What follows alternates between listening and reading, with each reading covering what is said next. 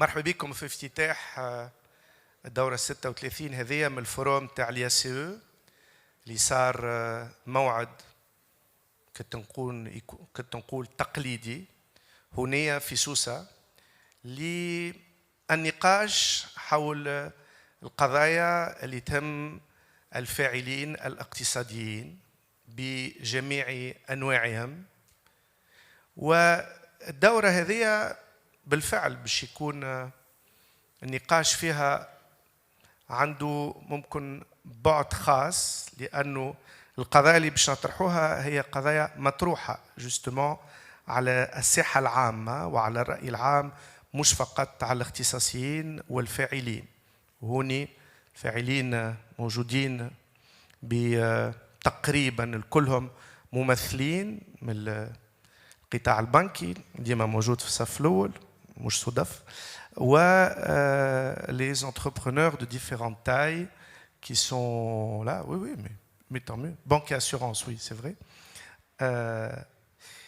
Et aujourd'hui, nous allons démarrer ce forum dans cette pré-ouverture en forme de séance nocturne en nous interrogeant sur nouvelle réalité.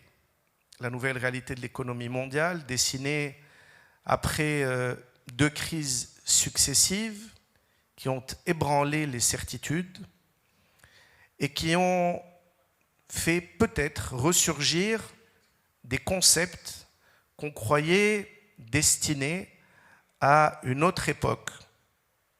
Des concepts comme la régulation, le rôle de l'État, la souveraineté, d'où le titre de cette session spéciale nocturne, l'organisation et la régulation des marchés, liberté et sécurité.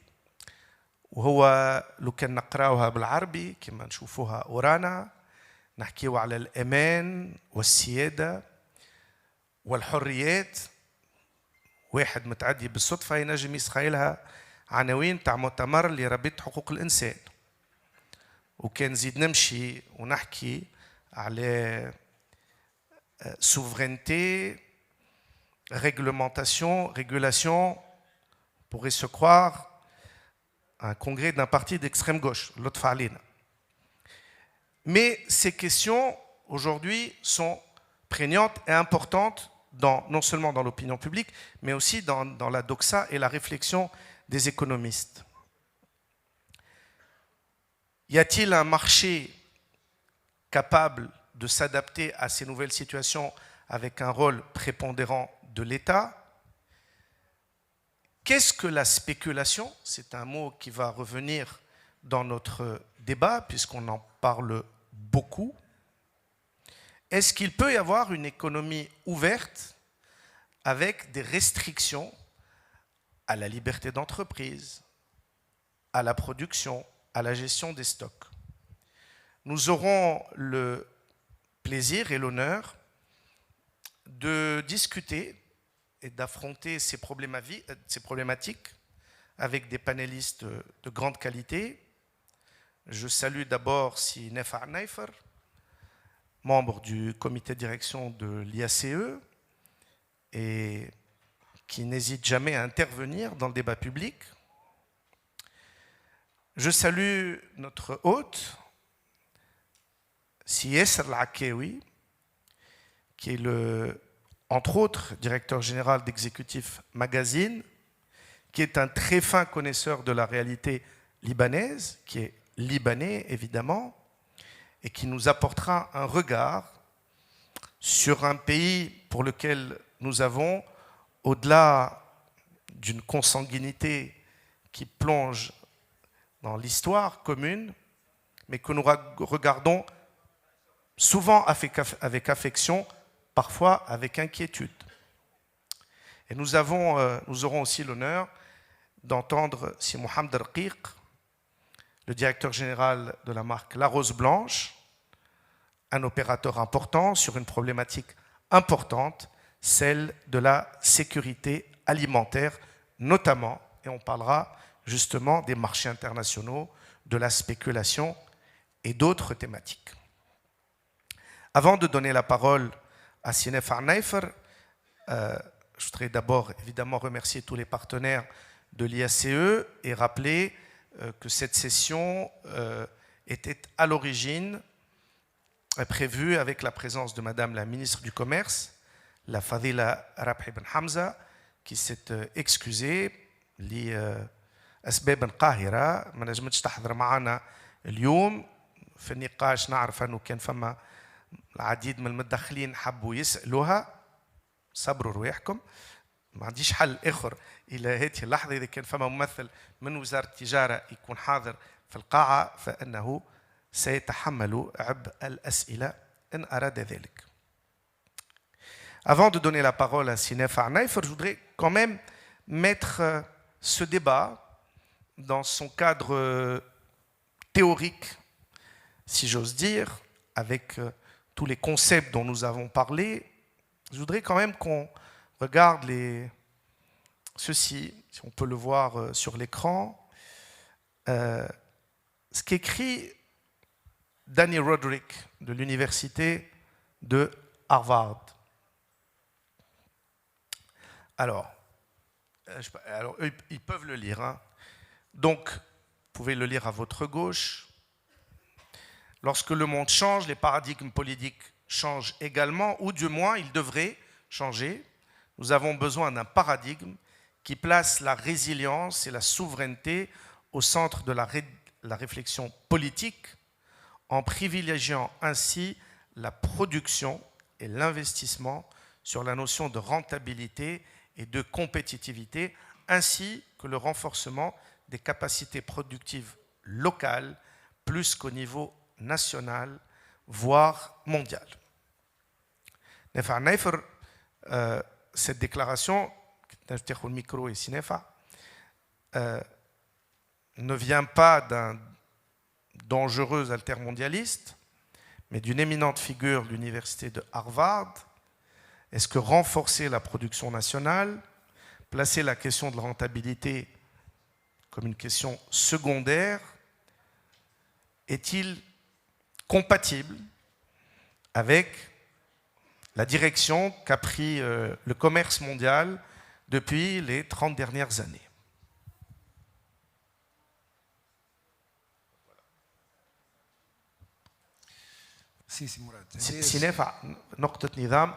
Le débat avec la salle sera ouvert tout à l'heure, donc on prendra le temps d'écouter les différentes interventions pendant au moins une vingtaine de minutes. Samahni Sinefa. D'accord.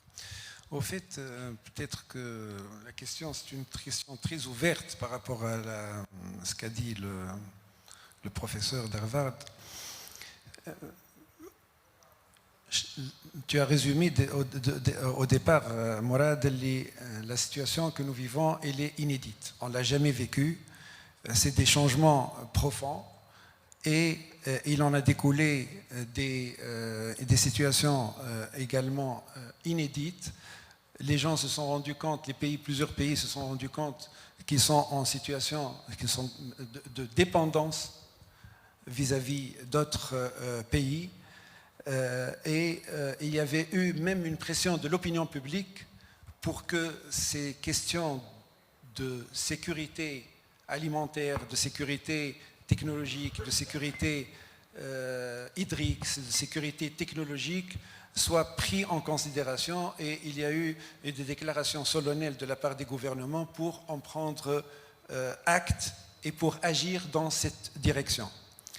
Au fait, il est clair qu'il y a deux notions, une notion de sécurité et une notion de souveraineté. Assurer une sécurité alimentaire, ça peut être dans le cadre d'une sécurisation des approvisionnements. Si j'ai des accords avec des pays partenaires, je peux assurer la sécurité alimentaire d'un pays. Par contre, la souveraineté va au-delà et elle impose d'avoir un minimum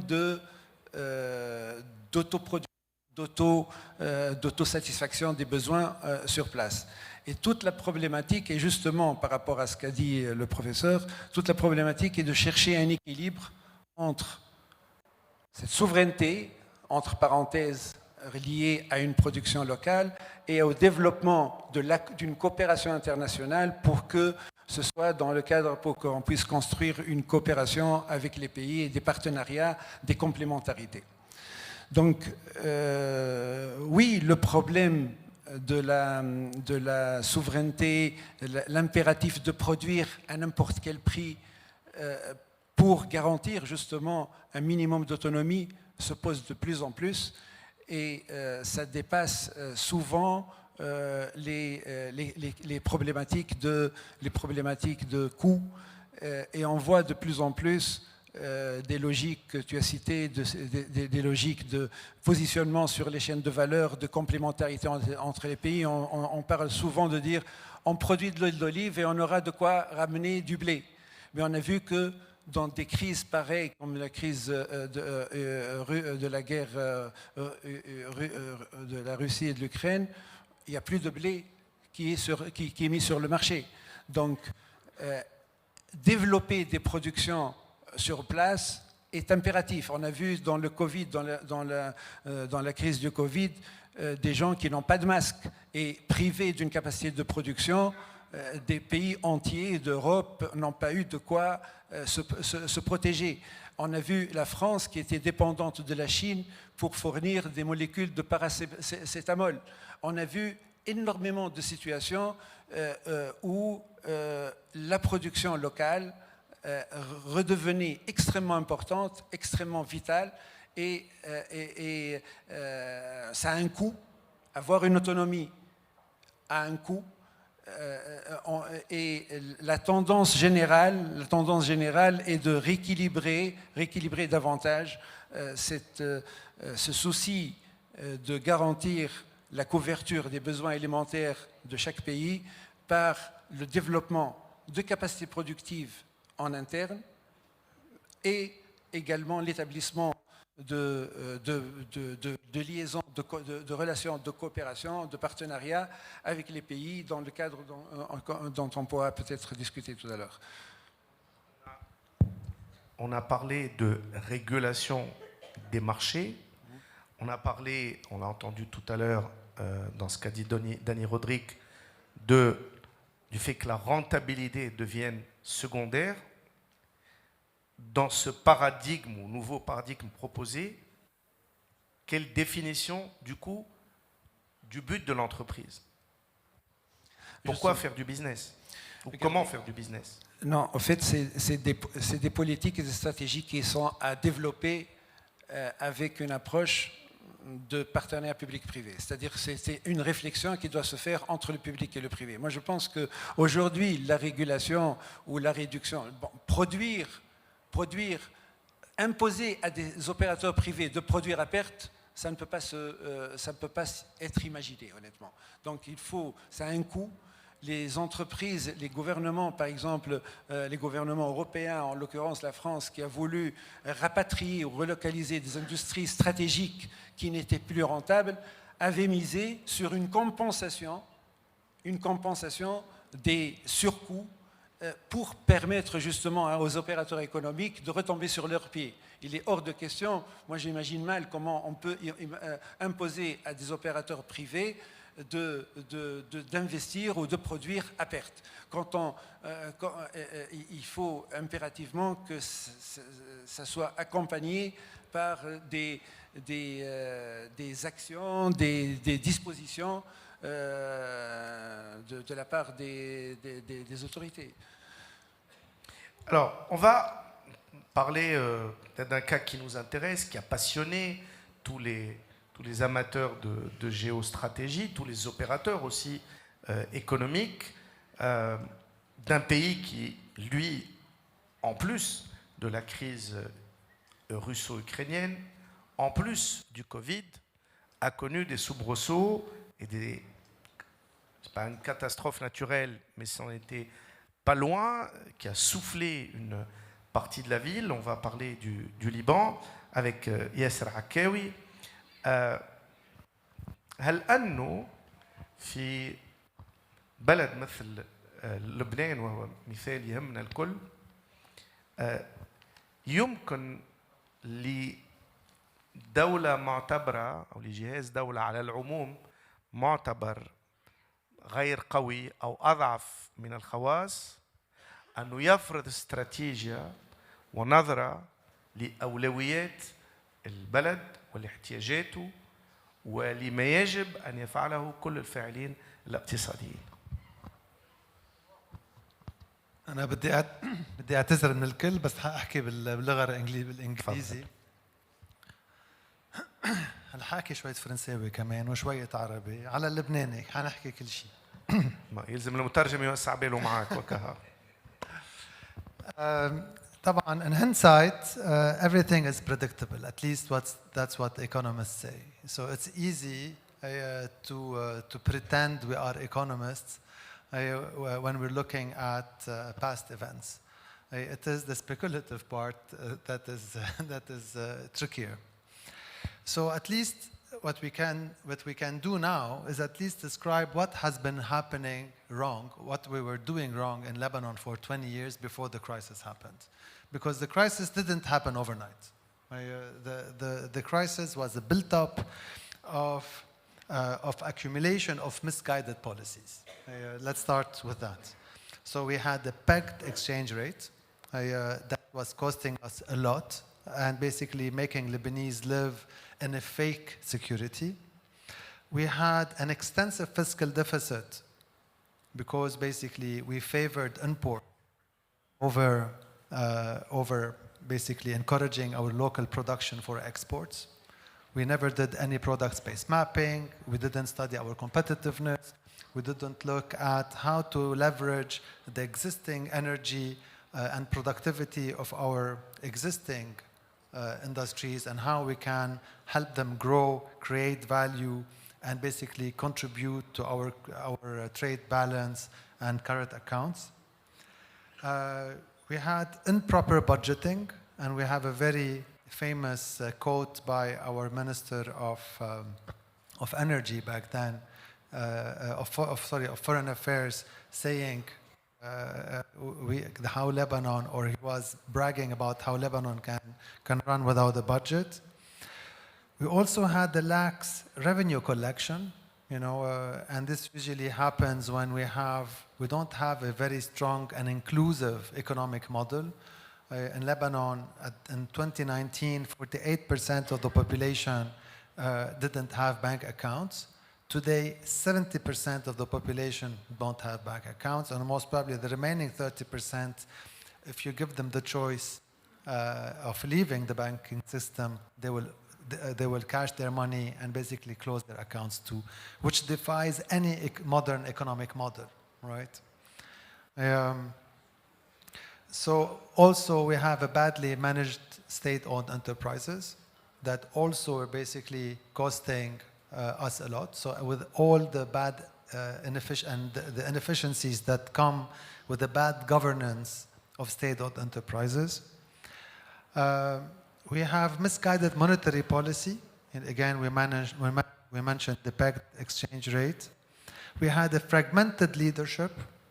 And of course, internal political division that led most of the time to paralysis. So we weren't able to come up with any preventive, preemptive, proactive strategies to deal with any crisis.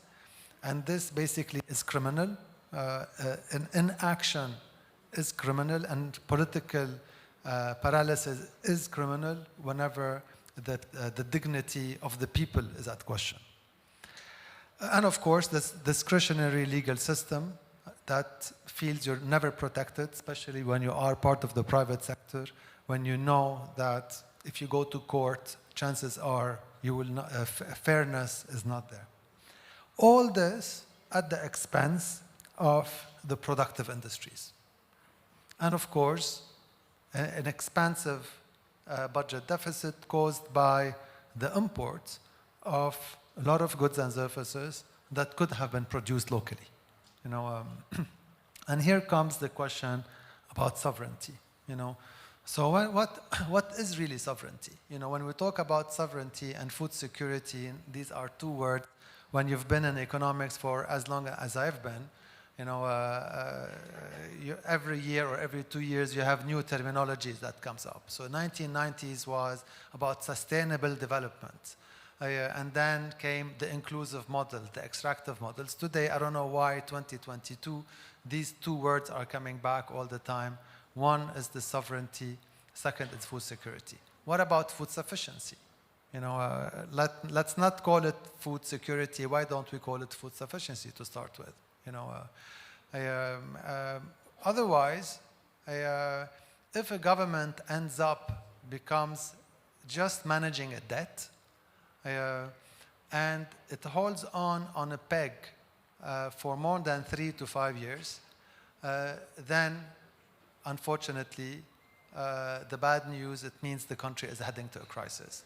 Because what happens along the way, if are borrowing, and the purpose of borrowing is just to service a debt, or just to keep subsidies going, it also means that the productive industries are suffering because we'll be favoring deposits of foreign currency, or the central bank will be holding on these foreign reserves instead of using them to put them at the disposal of the productive industry. So it will be more about subsidizing energy, subsidizing wheat, subsidizing everything that could be subsidized. And this is the worst policy that could happen. The rating of the country will start to drop. Its ability to borrow more will start to decrease. Sovereign debt or any sovereign paper will be impossible to sell. And that's where basically we will get to a liquidity problem. And this is exactly what we reached in Lebanon in 2019. Or we started reaching it out of 2016, 17, when our rating started to drop because we couldn't borrow anymore. And the government, all what it did is just to borrow more to pay up or to serve its debt. So this is a recipe for disaster, and I truly believe Tunis and any other country should avoid it. And the first one, and I know most probably I'm interfering in a very delicate issues. The PEG definitely is a very dangerous policy to adopt because it deprives the people from the only barometer that can tell you exactly what's going on in your country. You know, what's of your currency. And two, the subsidies, which also gives you a wrong perception of security. You know, and this, be afraid or don't worry about adjustment. Speculation, since we are addressing speculation, is much more dangerous, and arbitrage is much more dangerous and contributes to inflation and devaluation much more than a short-term adjustment to a floating exchange rate that at the end of the day will eliminate speculation and arbitrage from the market and monopolies, and will allow people to have at least a real value of. I will give you a very simple, silly example. So when my mom, before the crisis, my mom, before she gets home, she calls home and she says, I'm on my way, turn on the air conditioning. And she would come half an hour or 1 hour later, you know. And we were spending electricity as if there is no tomorrow. I mean, we had 3 fridges, 1 freezer, ACs on all day at home. And you would keep them on so that when you come back after the Sunday family lunch and you had a bit of arak, you can have a nap and even leave the AC at 16 degrees so you feel you are in the mountains. Well, this all stopped, you know, because we had to change the way we live. You know, we are paying a very expensive bill, and we adapted. My mom wouldn't call, you know, anymore and say, please turn on the AC. You know, she would, whenever she steps in her room, she will only turn on the AC in her room because the price of energy in Lebanon have become really prohibitive. So we will adapt. So we will adapt to the PEG, and we will adapt to no subsidies, you know, so that the people can finally, and if we want to keep the subsidies, is it fair for the whole people to pay, to benefit from the same level of subsidy? Aren't the subsidies supposed to provide for the less privileged? Then why should everybody subsidize? Why should you see all the G550s and the Porsche Cayenne and the Range Rovers driving around and just driving without care with all the fuel consumption, while basically the poor are supposed to benefit from that? So also the fairness of subsidies should be reviewed before it engaged. I'll stop here, just to allow for... Yes. Thank you. And as a good Lebanese, you talk about your mother. Le Tunisien aussi. Bon. Et toutes les mamans, et Dieu sait, ont besoin d'un certain produit.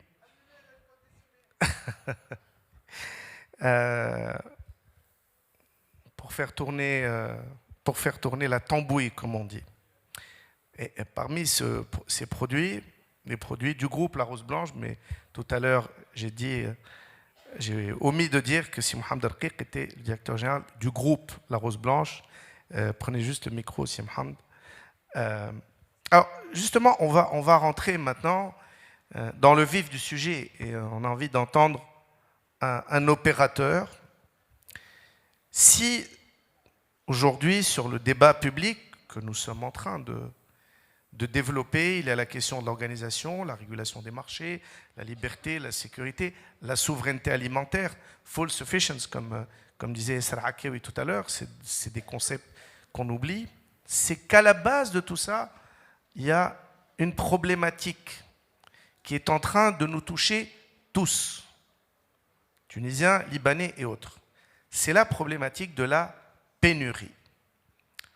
Un président d'un pays parmi les 10 les plus riches et puissants du monde a dit que l'ère de l'abondance était terminée, que nous allons basculer dans une sorte de pénurie. Alors, si Mohamed, on entendra vos recommandations tout à l'heure, j'aimerais qu'on parle d'abord de cette notion de pénurie de produits fondamentaux. On va aller évidemment d'abord sur le marché des céréales, que vous connaissez bien, et cette relation entre régulation, dérégulation, pénurie et spéculation. Tout à fait, ici, Mourad Yatik Saha. Donc, la première chose qu'il faut se poser, la première question, est-ce que nous avons fait le bon diagnostic?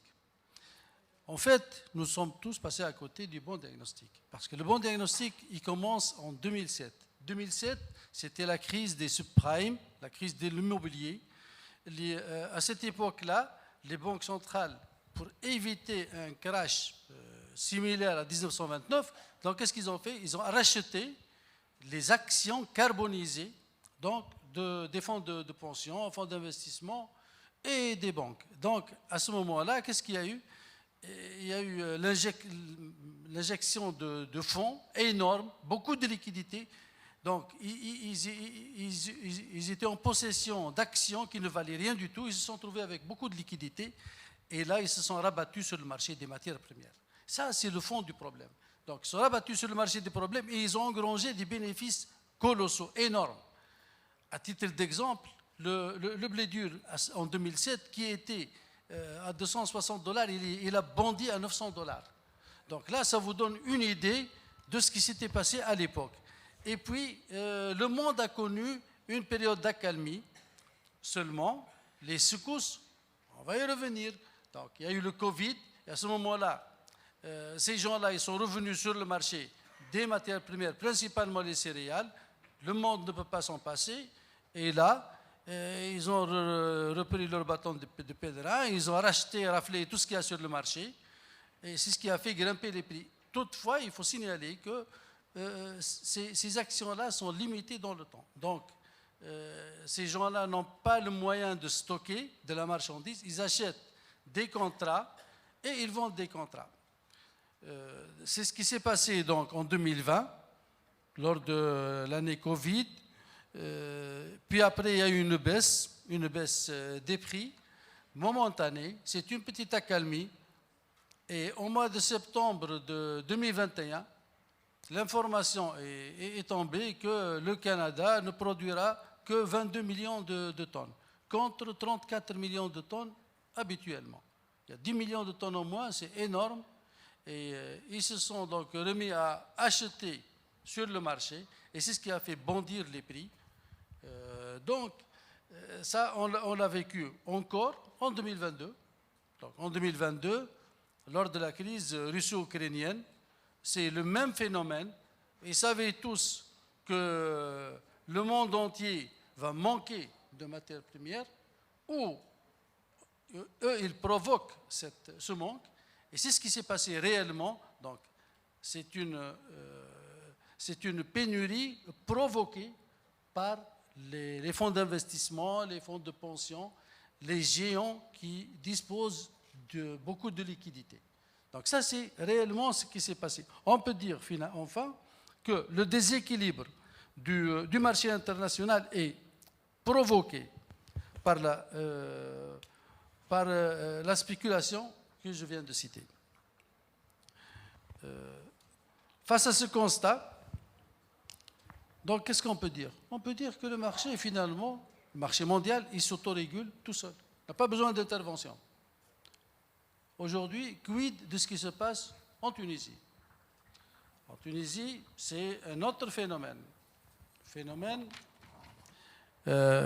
C'est un phénomène qui porte sur un manque de matières premières. Et je dirais que ce qui a été annoncé par rapport au sujet de la spéculation internationale, il est bien évident que les entreprises tunisiennes, et plus précisément celles actant dans le secteur des matières premières, principalement des céréales et agro-industries, vont être constamment secouées et impactées par ce phénomène, ajouté évidemment aux pénuries issues de la faiblesse de la production nationale. Les entreprises ont connu de graves problèmes d'approvisionnement qui ont directement impacté leur production, leur compétitivité, ainsi que le pouvoir d'achat du consommateur.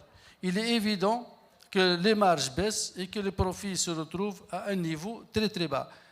D'ailleurs, il faut toujours avoir présent à l'esprit le fait que quand les prix augmentent énormément, la marge des industriels, automatiquement, elle est érodée, elle baisse drastiquement. Et donc ça, c'est un problème que l'on va encore rencontrer. De toute façon, en Tunisie, nous n'avons jamais fait le bon diagnostic pour nous préparer à toutes ces secousses.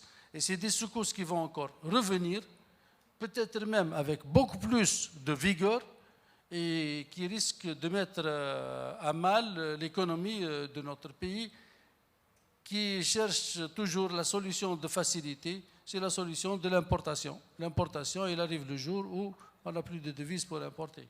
Donc, et là, ce sera trop tard pour prendre des mesures d'accompagnement pour redresser la situation. Donc, si il faut prendre des mesures, c'est maintenant qu'il faut les prendre. Il ne faut pas attendre demain ou après-demain. Ça n'attend plus, on ne peut plus attendre. Nous sommes dans une situation extrêmement délicate et qui ne peut plus attendre. Voilà. Alors, justement, les mesures, vous aviez préparé ces slides-là, avec l'habillage de votre marque d'ailleurs. Donc, vous avez parlé de la spéculation sur le marché international des matières premières, ce qui prouve bien aussi qu'il y a une dérégulation, le rôle des fonds d'investissement qui perturbent, qui polluent, si j'ai envie de dire, si on peut se permettre ce terme-là, le marché des matières premières, et le fait d'un manque de régulation internationale qui pourrait empêcher ces fonds d'investissement de le faire. Les implications du marché national, vous l'avez parlé, vous en avez parlé, l'ensemble des mesures à entreprendre à court, moyen et long terme pour sécuriser l'approvisionnement du pays en céréales. Alors, parlons-en et commençons à vous entendre, Mohamed Raqiq. Alors, justement, d'abord, commençons par les mesures à court terme. concrètement? Tout à fait. Il y a des mesures de très court terme même que l'on peut prendre immédiatement. Donc là, je m'adresse à la Banque centrale qui doit maîtriser un tant soit peu le marché d'échange. Dans quel sens? Dans le sens où elle doit intervenir sur le marché comme elle le faisait par le passé pour garder une parité plus ou moins stable. Parce que là, actuellement, les opérateurs ne savent plus quelle sera la parité la semaine prochaine ou le lendemain même, pas la semaine prochaine. Et ça, c'est très dangereux. D'accord? Et là, nos amis banquiers, ils le savent très bien, et au niveau du risque de change, ben, il suffit juste de voir le bas des bilans des sociétés industrielles. Donc, ça, c'est le premier point. Le deuxième point, il faut que le gouvernement abandonne la taxe sur le maïs et le tourteau de soja, qui est de 2,5%, alors qu'en fait, cette taxe, elle a été mise en place pour réguler le marché de l'aliment. Maintenant, elle rentre dans le cadre du budget de l'État. Et là, ça fait baisser les prix de l'ordre de l'aliment de l'ordre de 33 dinars. D'accord? Et immédiatement. Il faut que l'État intervienne pour réguler le système de gestion des aliments en augmentant le quota de l'orge et du sang de blé octroyés aux unités d'aliments de bétail. Cette action permettra de fournir aux agriculteurs un produit avec un meilleur apport nutritif pour la préservation du cheptel et à moindre coût. Cette mesure permettra aussi de réguler les circuits de distribution de ces deux matières, diminuant ainsi l'effet de la spéculation, parce que c'est des produits sur lesquels il y a beaucoup de spéculation. Le sang de blé, il sort de la minoterie à 232 dinars la tonne, il arrive à l'agriculteur à 650 dinars la tonne. Et ça, ce n'est pas normal. Donc, il y a beaucoup d'intermédiaires là-dedans. Il vaut mieux que ça aille directement à l'unité d'aliments de bétail qui sera l'exploiter à bon escient. Donc, agir sur le coût de transport, et ça c'est un élément très important. Aujourd'hui, il y a une loi qui interdit l'utilisation de camions supérieurs à 35 tonnes ou même de 35 tonnes. Donc maintenant, les camions ils transportent uniquement 22 tonnes. C'est très simple, le calcul est vite fait. Il faut 50% de plus dans la flotte. Il faut 50% de plus de traversées. Donc il y a une consommation énergétique énorme. Il y a un encombrement des routes et tout ce qui s'ensuit. Là, on a parlé pratiquement des mesures de très court terme. Il y a aussi, évidemment, les entreprises. Alors, on va rester sur les mesures à court terme. On reviendra aux autres recommandations. D'accord. Juste tout à l'heure, comme ça, on fait passer la parole à... Un dernier point, donc, qui porte sur la subvention de l'État. Alors, ça, c'est un point important. Ce ne sont pas les entreprises qui financent la subvention. Actuellement, elles le font. Et ça pèse lourdement sur les finances des entreprises. Ça augmente drastiquement le coût de revient à cause de la charge financière qui est devenue excessivement élevée. Voilà. Donc ça, il faut absolument que l'État trouve le moyen de payer, de régler les subventions. Le secteur laitier, les minoteries, les pastiers, tout ce joli monde, il doit être réglé. Les boulangers, vous avez vu un petit peu ce qu'ils ont fait. Et donc ça, c'est une priorité au même titre que le salaire des employés. Voilà. Je vais revenir à Nefar Naifer en rebondissant évidemment sur toutes ces recommandations concrètes, pragmatiques, qui nous parlent de la réalité quotidienne d'un secteur important, d'un des fleurons de l'industrie alimentaire en Tunisie, le groupe La Rose Blanche. Qu'est-ce que vous en retenez, Nefar Naifer? Est-ce qu'un modèle qui a été mis en place on va dire la caisse compensation depuis 1971, est aujourd'hui à bout de souffle? Et est-ce que ce modèle-là, qui devait garantir la sécurité alimentaire, qui devait garantir l'autonomie ou une certaine autonomie par rapport aux marchés mondiaux face à la spéculation, et en même temps qui devait garantir un prix abordable pour l'ensemble de la population, est-ce que ce modèle-là doit être revu en tenant compte de nouveaux paradigmes et d'une nouvelle situation? Je vais abuser de votre gentillesse pour revenir un peu sur ce qu'a dit Mohamed Taqir, parce que je juge que tout n'a pas été dit. C'est très important ce qu'il a dit, mais tout n'a pas été dit. Donc je pense que c'est, avant de répondre à l'histoire de la compensation, je reprends, il y a 3 idées phares. Bon, la situation de pénurie ou la situation de flambée de prix, elle découle en premier lieu de raisons objectives. Quand il y a stress hydrique et que des périmètres irrigués ont été réduits, on ne produit pas assez de cultures maraîchères, on ne produit pas assez de pommes de terre et le prix des pommes de terre augmente. Quand il y a des conditions climatiques, qu'il y a une sécheresse, qu'il y a une augmentation des températures, il y a moins de fruits qui sont mis sur le marché, il y a pénurie et les prix augmentent. Quand il y a une pénurie internationale, qu'il y a des pressions internationales sur les céréales, il y a moins de céréales sur le marché parce qu'il y a des ports qui ne fonctionnent plus en Ukraine. Et il y a nécessairement un impact sur le prix des céréales. Idem pour l'énergie. Je pense qu'il y a des critères, des raisons objectives qui s'ajoutent un peu à la spéculation dont on parlait, c'est Mohamed, et sur lequel, bon, on peut ou on ne peut pas grand-chose. Je pense qu'on ne peut pas grand-chose. Le deuxième point, c'est que la deuxième raison, c'est les prix, les mesures qui n'ont pas été prises. On est en présence d'une spéculation, d'une pénurie, parce que nous n'avons pas pris les mesures qu'il faut depuis des années.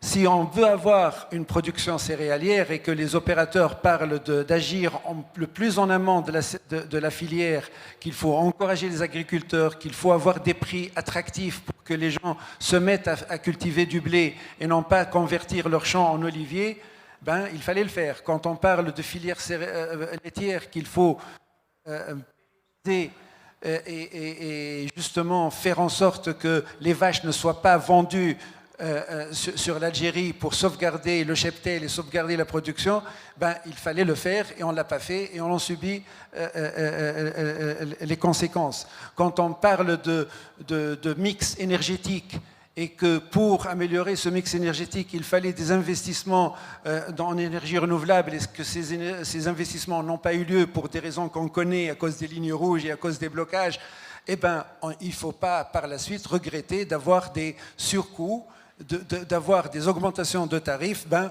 parce qu'il y a des mesures qui devaient être prises, qui n'ont pas été prises. Donc on vit également une situation à cause de cela. Et la troisième raison, c'est qu'il y a des mesures, par contre, qui ont été prises, qui ont été les mauvaises mesures et qui ont un impact contre-productif. Quand on harcèle, quand on poursuit des producteurs d'eau minérale au mois de mars alors qu'il n'y a absolument aucune pénurie, ben, il n'y a plus aucun entrepôt qui accepte l'eau minérale, il y a baisse de production et puis il y a au mois de juillet et août, là où il y a la consommation, le pic de consommation, il n'y a pas de produits, assez de produits et il y a pénurie et il y a augmentation des prix. Donc, au fait, énormément de décisions ont été prises et il en a donné un exemple, c'est Mohamed. Quand on réduit la charge sur les camions de 30%, eh ben on a un coût de transport sur de l'eau minérale ou sur du lait qui augmente du même pourcentage. Donc on prend des décisions dont on ne mesure pas l'impact sur le coût, on prend des mesures dont on ne mesure pas l'impact sur la disponibilité des marchés, des disponibilités des produits sur le marché, puis par la suite on on est surpris de cette situation. Est-ce que l'État prend trop de décisions? Justement, Est-ce je qu'il y a pense une inflation, ce qu'on appelait l'inflation législative? Moi, je trouve on a que- résolu le problème, on n'a plus de chambre pour faire des lois, mais est-ce qu'il y a une inflation administrative et procédurale? je trouve que l'État ne prend pas les décisions qu'il faut là où il faut et prend les mauvaises décisions quand il en prend. Donc voilà, je mets le pied dans le plat. D'un côté, Dès la séance d'ouverture. on n'enclenche pas les décisions qui on aurait dû enclencher depuis très longtemps, et on se répète et on se pourvoit en dire les filières agricoles, les filières productives sont à préserver, les filières laitières sont à préserver, il faut qu'elles soient développées. Il y a eu un pacte qui a été signé pour le lait, par exemple, en avril 2019 et qui devait être déployé sur 5 ans jusqu'à 2025. Il n'a même pas eu un début d'une première mesure pour sauvegarder la filière laitière. Puis on en subit les conséquences. Et quand on prend malheureusement des décisions en légifère, eh ben, cet interventionnisme ne vise pas à pérenniser les activités, à développer, à rétablir la confiance, à aller de l'avant pour produire sur place et garantir cette autonomie et cette souveraineté dont on parle.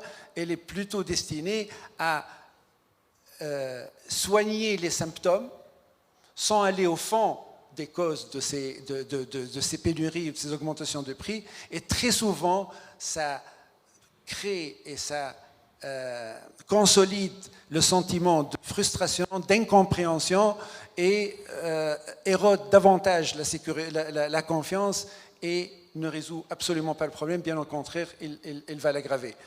En gros,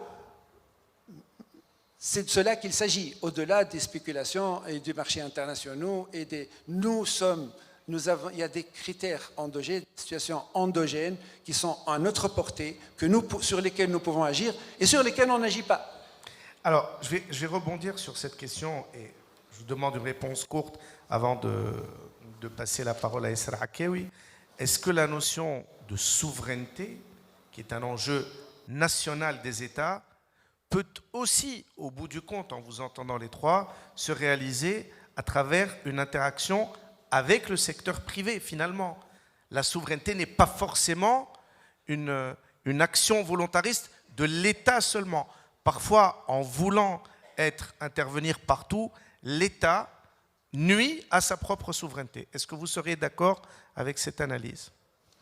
La souveraineté, c'est... Je parle de souveraineté alimentaire, énergétique, bien évidemment, sur les secteurs fondamentaux. C'est des stratégies, c'est des politiques à déployer, bien entendu, en toute intelligence, avec beaucoup de vision, entre le gouvernant et les opérateurs privés. L'État ne peut pas se substituer à l'outil productif.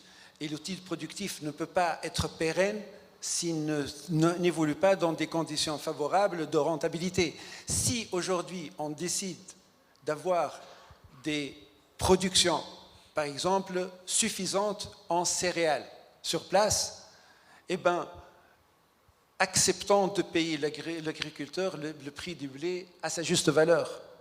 Acceptons aussi de faire un arbitrage. On parle de stress hydrique. Est-ce que si on fait un arbitrage entre les activités agricoles et on juge qu'il est plus important pour nous d'irriguer des céréales que d'irriguer des pastèques et exporter de l'eau finalement, je pense que c'est une question qui doit être posée par les gouvernants et être débattue avec les opérateurs privés. Et il faut partager une vision commune. Une vision commune. Yasser Hakewi, alors le cas de la Tunisie a été décortiqué devant vous. يعني حللنا تقريبا كل الأوجه نتاع الإشكاليات السيادة وغيرها sovereignty. Est-ce que vous êtes d'accord dans un pays où l'État est encore réellement faible, et vous l'avez dit tout à l'heure, que les questions de souveraineté sont des questions d'interaction et qui doivent venir d'un consensus entre le privé et le public? I totally agree with what you're saying. Okay, and a state that loses its purpose needs to be repurposed. This is very important. And a state that is unable to preserve the dignity of the people basically is in the violation of human rights. So I took the opportunity to look up When I introduced you, I didn't say that you were a member of a Human Rights Watch in Lebanon. That's why you... I cover the whole region. So the UN Human Rights Council in its 15th session concluded about Lebanon. The Lebanese state, including its central bank, is responsible for a human rights violation, including the unnecessary immiseration of the population that have resulted from this man-made crisis. I will not continue, but it holds basically the Lebanese government responsible for a human rights violation. So this is the extent of the topic. So this is the answer to your question. Could the government or the inaction of a government elevate to understating the sovereignty of a state? Yes. So if you are a government, it doesn't mean you are immune from the human rights violation against your own people. And this we have to keep it in mind. So just to wrap up, at least the couple of things that I have from Maya. So if we are pegging our currency, the Lebanese pound, here I'm specific to Lebanon, so I don't enter into sensitivities. So in Lebanon, we pegged the Lebanese pound in order to give a wrong sense of security to the people. And we subsidized commodities just to basically justify because we were not able to grow the purchasing power of people.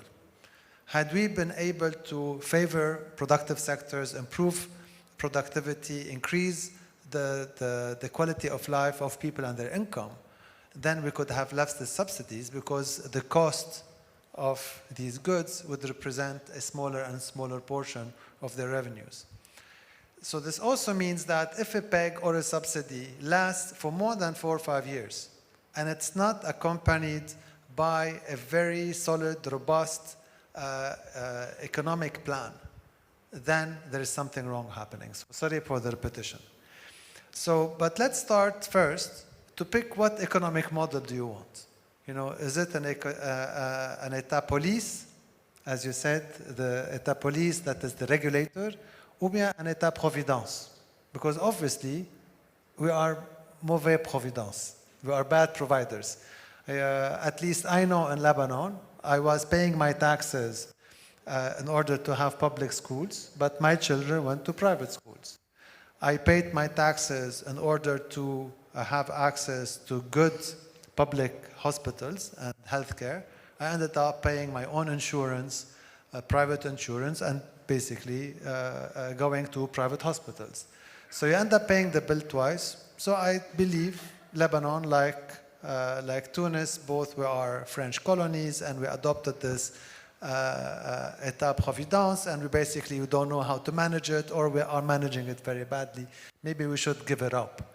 And maybe we should become an État.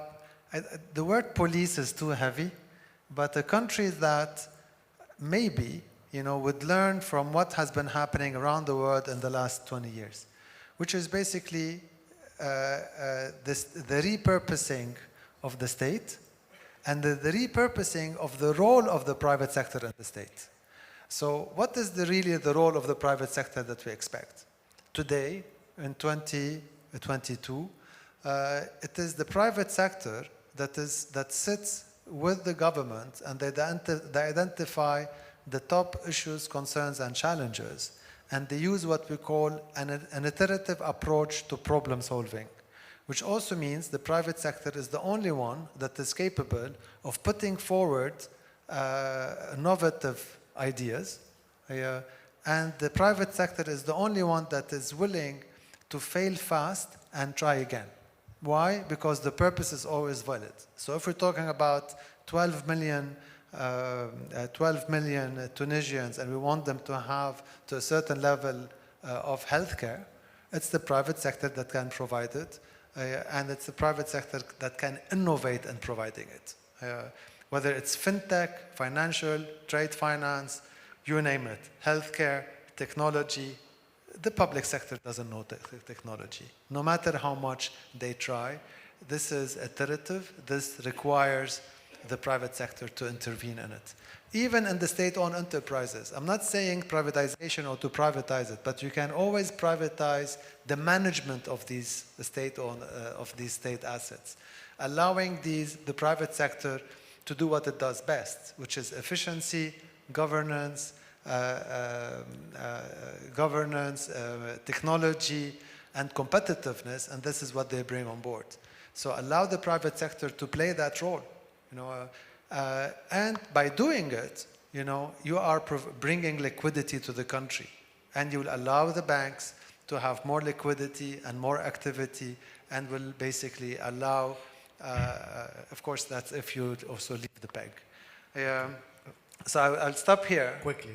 I will stop here just to allow the conversation to continue. Alors, on va aller sur deux petits points avant d'ouvrir le débat avec la salle, avant de vous redonner très rapidement la parole. C'est Mohamed Raqiq, président directeur général du groupe La Rose Blanche. On va regarder une petite présentation d'un mot qui a occupé l'espace public. En français, spéculation. بالعربي احتكار. ما هو الاحتكار؟ شنو هو الاحتكار اللي نسمعوا فيه تقريبا مش نقول ليلا نهارا ان توكا على الاقل مرتين في النهار او نسمعوا.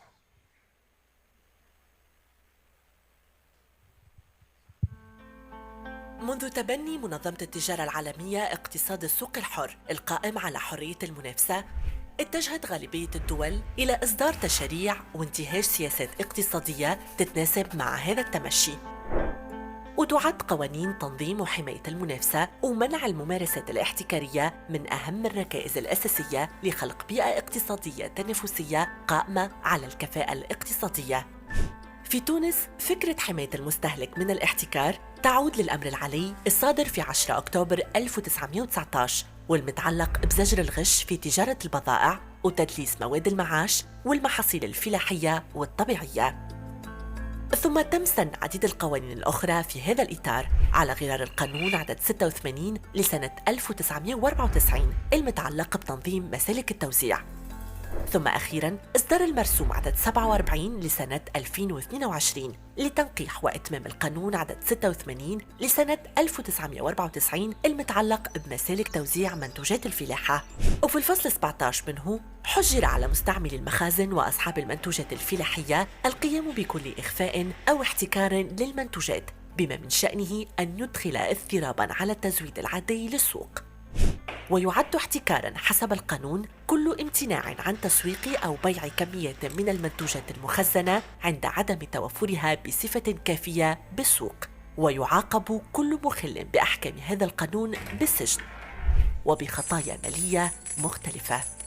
ورغم أنه أغلبية التشريعات محلياً ودولياً جرمت كل أنواع الاحتكار، فقد اختلف المفهوم القانوني للاحتكار في عديد التشريعات، ولكن يبقى الأقرب للقانون التونسي القانون الجزائري، خاصة بعد صدور مرسوم رئاسي جديد في بداية 2022 حول مكافحة المضاربة غير المشروعة. أذكر هذا القانون بعديد الحالات اللي يمكن اعتبارها احتكار، منها أي عملية تخزين أو سحب غير مبرر للسلع والبضائع لإحداث حالة الندرة بغرض رفع الأسعار. ووفق هذا القانون توصل العقوبات إلى المؤبد ضد المضاربين في السلع أو المتورطين بتخزين أو إخفاء مواد من أجل إحداث ندرة في السوق المحلية واضطراب في التزويد.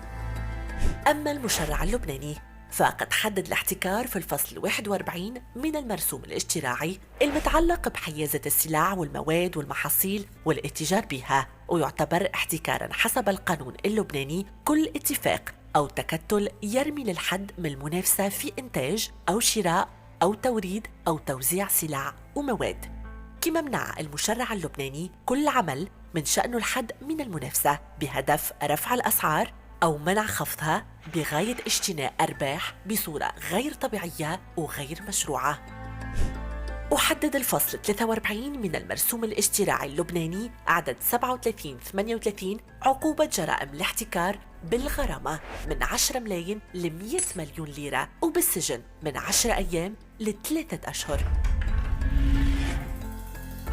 وعند التكرار تتضاعف العقوبة. بعد عرض مفهوم الاحتكار بالنسبة للمشرع التونسي والجزائري واللبناني ومختلف العقوبات، يبقى التأكيد على أنه في عهد ندرة العرض في العالم وشح المواد يجب حماية الأسواق بصفة عامة وحماية المستهلك بصفة خاصة، دون أن ننسى حماية المؤسسات باعتبارها فاعل أساسي في هذه الأسواق، ويجب أن تسجل أرباح حفاظاً على ديمومتها.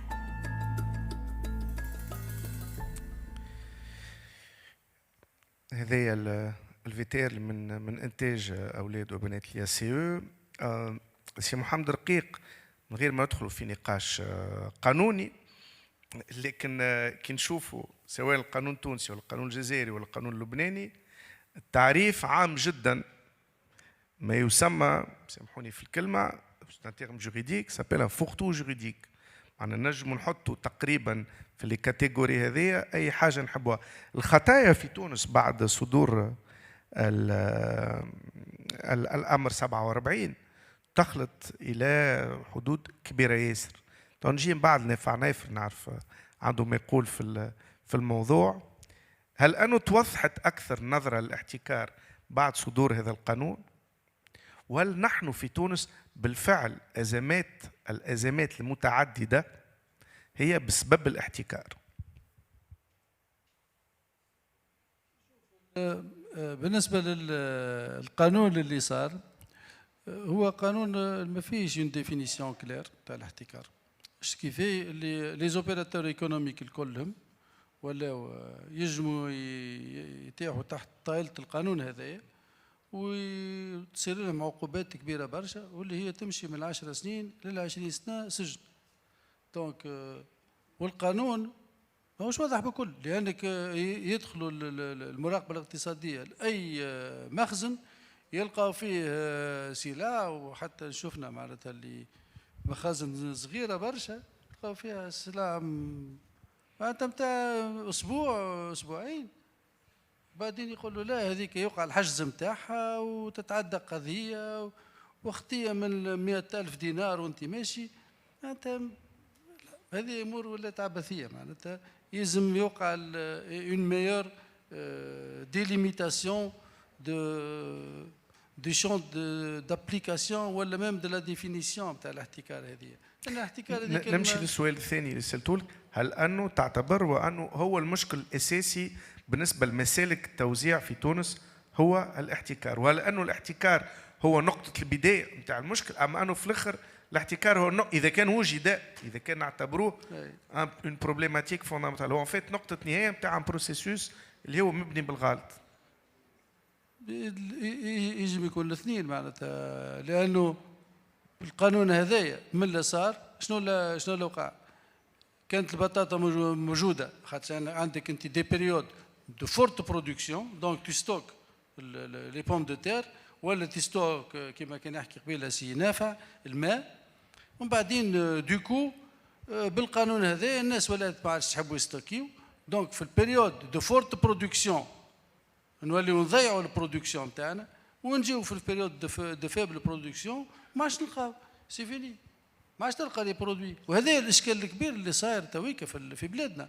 دونك هذا جاي مناش؟ جاي من القوانين هذه اللي هي صحيح قويه برشا معناتها وماهيش واضحه بالكل. اي سا سي تري دونجورو. انا ا مون افي يفودري ريفوار تو سا، سي دونجورو. وراهو باش نمشيو دون بينوري ا اون اوتر بينوري لي برودوي الكليك سون اكسبسيون دايور. نافع نايفر اسمحني بالله سي مراد، معناتها انا يجموا يجوني في المعمل العجين ويلقى عندي ستوك، سي نورمال انا عندي ستوك، شو برودكتور كيما صار في معمل الحديد. اي بعد تعمل لي سيزي دو لا مارشانديز وتقول لي انت سبيكولاتور، حديث هذا. سي انا اما سونس يفو ريفوار توت سي لوا. سي نافع نايفر، سي رقيق قال قانون اختير مساله الاحتكار، ما وضحش شنو هو معناها الاحتكار. نعاود نسألك سؤال ردك على كلام وكلام مهم، وهل أنه تعتبر أنت أنه الاحتكار هو أهم مشكل بالنسبة للاقتصاد في تونس؟ لا، مش هو أهم مشكل، هو معناها موجود الاحتكار، ما ننكروش، ماهيش او يلزم مقاومته. الاحتكار هكا في التعريف نتاع البي يقول لك خلق ندره للترفيع في الاسعار. المشكل اللي الندره ماهيش بالاحتكار تخلقت، احنا الاحتكار سي اون كوش سوبليمونتير، سي اون كوش سوبليمونتير بار رابور ا اون بونيري كي اكزيست ديجا. وكيما قال لك سي محمد، انت كيف تجيب وديسيدي par exemple, de poursuivre un fabricant de producteurs d'eau minérale pour un dépôt qui contient moins d'une journée de production. Moins d'une journée de production. 1,5 million de bouteilles, il produit 2 millions, tu par la suite, vous pensez qu'il va être encouragé à produire pour subir encore, ou pour stocker, et qui d'autre parmi les grossistes qui vont faire le stock pour la haute saison va le faire? Et bien, par la suite, ne soyons pas surpris de pénuries qui en découlent. Donc finalement, il y a des pénuries pour des raisons objectives qui sont accentuées par des mesures qui sont prises, qui sont à la غالب des fois في محلهم. Et le plus important, يلزم تكون عندنا نزاهة باش نعاودوا نراجعوها. هذه ما فيها بأس، معناها نشوفوا اللي غلطنا في une mesure نراجعوها. وكيف يقول سي محمد اللي القوانين ماهيش bien formulées, c'est clair, j'en vois la conséquence. Moi, je vois que les gens ont peur, ils ne veulent plus stocker, ils ne veulent plus jouer leur rôle. Par exemple, les entrepôts frigorifiques, il n'y a plus de personnes qui jouent ce rôle-là.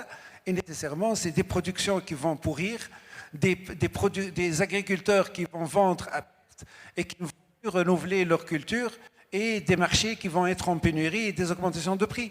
Donc finalement, سامحني, mais oui, il y a spéculation, mais l'ensemble, la succession de non-mesures et de sont beaucoup plus graves pour l'économie et pour l'approvisionnement des marchés et le niveau des prix. يعني كان نمشي نبعد شوية في كلامك, on pouvait cohabiter avec une certaine spéculation. Non, je dis que il fallait à garantir la confiance des opérateurs pour qu'il y ait abondance des produits dans la mesure des possibles. Quand il y a un problème objectif, comme par exemple la rareté de l'eau et qu'il y a des périmètres irrigués qui sont réduits et qu'il y a une baisse de la production, il faut assumer que le manque de produits va augmenter les prix. Donc si on veut réduire les prix et obliger les gens à vendre à perte, il faut trouver les mécanismes. Et je rejoins, c'est Mohamed tout à l'heure, c'est qu'il ne faut pas voir uniquement quelques produits, mais dans l'ensemble, on a un défaut d'action.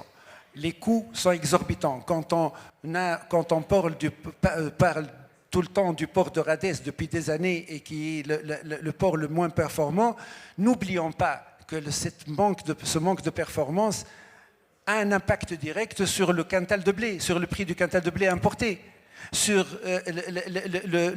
le prix du kilo de sucre importé. N'oublions pas que lorsque on oblige par exemple les opérateurs dans l'agroalimentaire, vous utilisez par exemple pour l'impression de l'alcool, on vous oblige à acheter l'alcool chez la régie des alcools, qui est un intermédiaire qui impose des pénuries, qui impose des surcoûts, et nécessairement il en découle des augmentations de prix. Donc il faut se remettre en cause et agir sur les raisons des pénuries et les raisons et regarder les choses de manière objective. Voilà. N'occultons pas les vraies raisons qui doivent être traitées. قبل ما نحل باب النقاش امام القاعه, حبيت نشوفوا مع بعضنا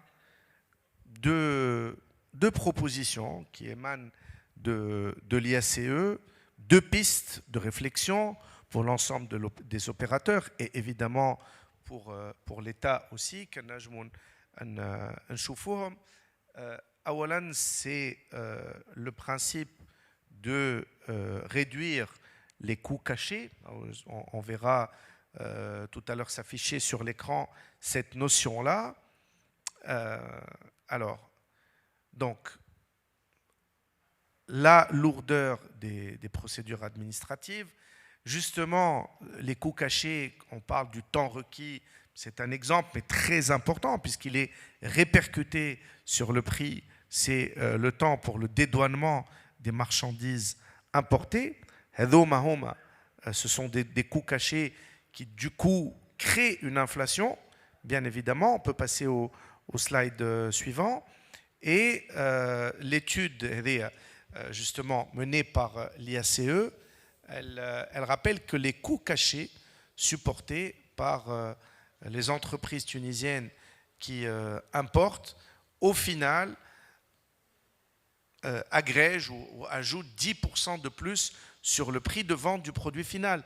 Donc, c'est important et c'est un facteur, justement, qui rajoute une couche d'incertitude pour les entreprises et qui rajoute, et que ce ne sont pas des marges, évidemment, ces 10%, ce ne sont pas des marges de bénéfices pour les entreprises. Et c'est la première recommandation.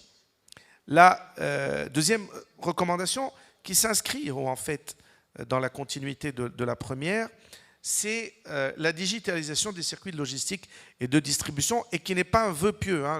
On entendra la salle tout à l'heure. Ce n'est pas forcément nouveau, mais ce n'est pas non plus quelque chose d'infaisable. C'est donc dans la chaîne d'approvisionnement numérique, l'ensemble du système est interconnecté. Donc la planification, l'approvisionnement, la fabrication, la logistique, et tout ça, évidemment, dans un cadre transparent et qui permet, comme on l'a dit, la planification, la visibilité, la traçabilité et la fluidité, d'une certaine façon, des circuits. Je vais vous demander à chacun, en commençant par Yasser, avant de passer la parole à la salle pour quelques questions, en 1 minute 30 maximum, si vous deviez suggérer, pousser une recommandation à, on va dire, à long terme par rapport justement aux questions المسائل اللي حكينا فيها تدخل الدولة قوانين هل أنه في قوانين أكثر من اللزوم في دقيقة ونص قبل ما أعطيه الكلمة للقاعة. بركي أقل من دقيقة ونص. 1 minute and a half. First, we have to avoid demonizing words. Speculation is not necessarily a bad word. Speculation in a free market. Speculation in a free market. That is sovereign, so I'm using the words. In a sovereign free market, speculation creates liquidity. Speculation is bad when it allows for arbitrage, when it is provoked by if you want, criminal actions, which we mentioned. But speculation is not a bad thing. Speculation creates liquidity. It's only when we have competing opinions about the price of a commodity on the short or medium or long term, that's when money will be invested or intervening on the market in two opposite directions, creating liquidity. So we need speculation in order to create liquidity. This is economics 101. I'm not inventing these things. We have a professor in economics here. Hopefully tomorrow he will validate what I'm saying. But when it is too regulated and there is intervention in the market to privilege a certain criminal activity, then it's bad speculation. Otherwise, speculation is good. واضح. سي مجدي وينو؟ Speculation creates liquidity. نجم يروح لبنان ما يقلقوش في المطار بربي على دي كونسيبت كيف من هكا. ربي يسترك. En 1 minute et demie, si Mohamed. Une recommandation. Je sais que vous en avez préparé beaucoup, on n'aura pas le temps de les dire tous parce qu'on en a déjà entendu beaucoup. شوف احنا اول حاجه الساعه لو كونستا نعملوه هو انه لي فوندامونتو ايكونوميك نسيناهم اللي هما لي بلان اللي ما كانوا موجودين اليوم يفو ريفونير او سورس اي ا مون سونس يلزم نتعداو اون اغريكولتور انتيليجونت اللي فيها l'alternance de culture اللي فيها les subventions للسمونس لي انترون الكليكا باش نشجعوا الفلاح ونخفوا عليه العبء نتاع لي كو دو برودكسيون ونشجعوه باش هو زاد كيف يدخل معنا في المنوال هذا ويلزم لي كونترا دو كولتور.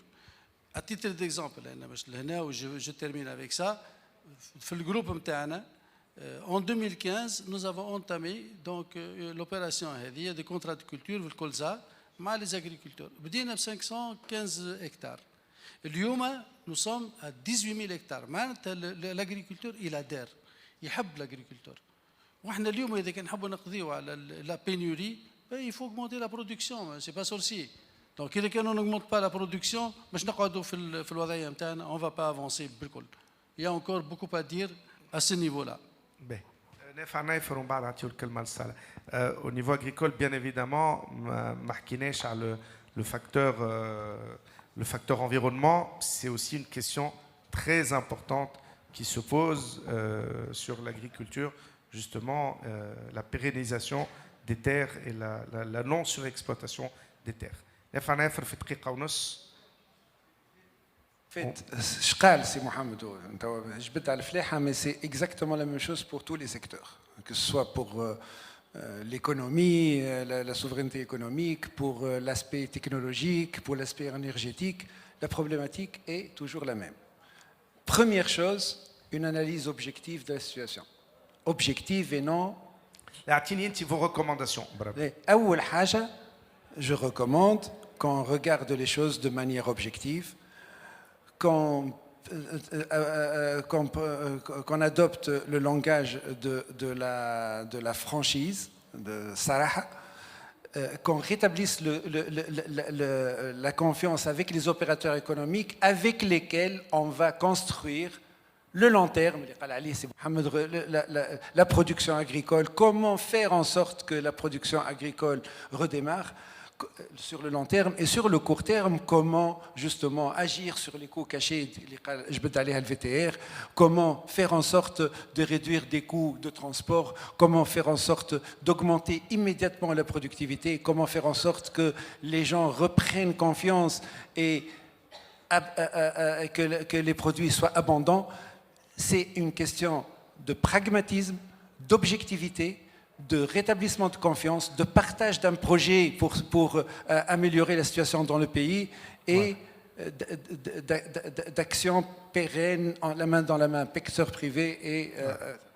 Il y a presque un gros mot que vous n'avez pas voulu utiliser, c'est dialogue. Dialogue. Bien sûr. On a encore le droit de dire ce mot, non? Dialogue. Tout à fait. B. Comme prévu, il est 22h32. Normalement, une charmante hôtesse va vous distribuer un micro. Alors, qui veut prendre la parole? On va ouvrir un gros quart d'heure de débat pour ceux qui souhaitent rebondir sur toutes ces thématiques-là. ركزنا شوية بالطبيعة على المسألة الفلاحية والغذائية لأنه مسألة الأمن كما نقولوا الأمن الغذائي تقريبا هي الأولوية. معناها نحكيو شوية على الأمن الطاقي لكن الأمن الغذائي يبدو لي هو الأولوية اللي الرأي العام معناها عنده حساسية لها أكثر من المسائل الأخرى. شكون يحب ياخذ الكلمة؟ تفضل. ألونسي. كنت تقف وتقدم روحك. نحاولوا السؤالات ما يتجاوزوش 6 دقائق ونص ولا ملاحظة. لازم الميكرو يخدم.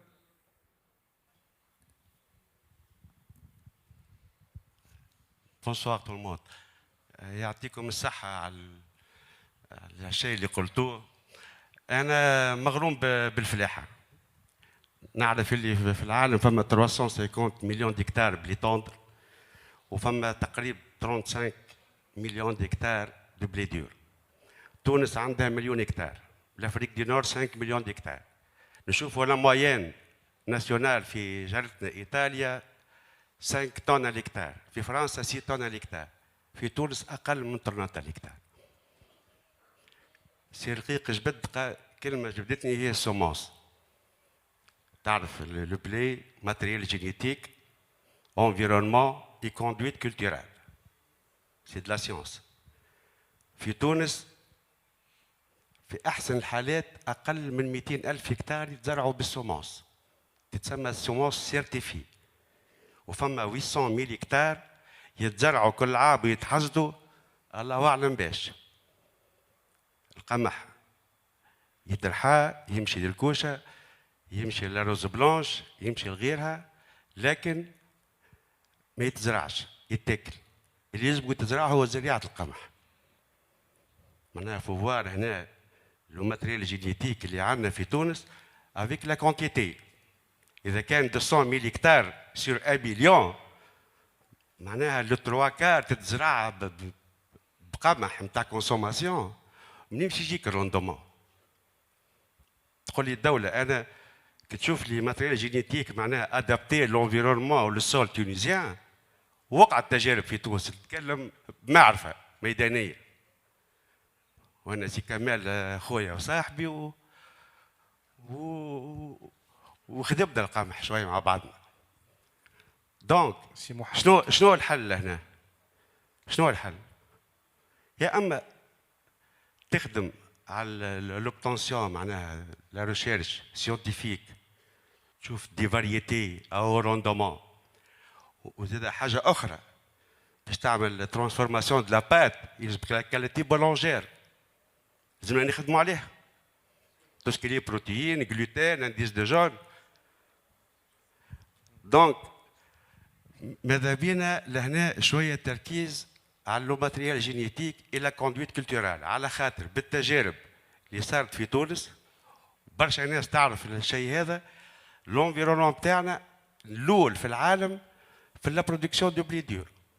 تعرف بلي دور اغلى من البلي توندر، السمول، سباغيتي وكسكسي وبرغل، ولا فارين بلي توندر سي بور فير لو بان اي لو غاتو والبيتزا اكسيتيرا.